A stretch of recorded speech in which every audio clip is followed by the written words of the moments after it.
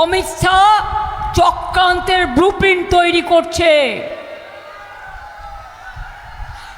আর আমি অনুরোধ করব, কেউ দাঙ্গায় যাবেন না।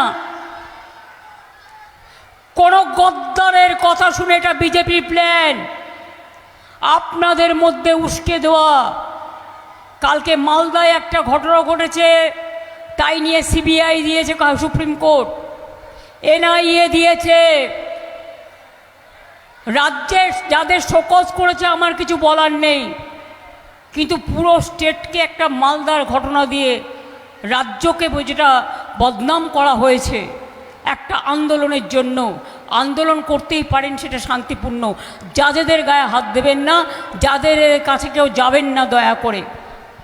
আপনার ক্ষোভ থাকতে পারে, আপনার দুঃখ থাকতে পারে, আপনাদের অনেকের ভোটার লিস্ট থেকে নাম কেটেছে, সেই জন্য রাস্তা থেকে সুপ্রিম কোর্ট পর্যন্ত আমরা লড়াই করেছি। লড়াই করার ফলে 22 লক্ষ লোকের নাম ঢুকেছে। আরও বাদবাকি যাদের অ্যাডজুডিকেশনে আছে তারা দরখাস্ত করুন ট্রিব্যুনালে, আমরা লয়ার দিয়ে ফাইট করব।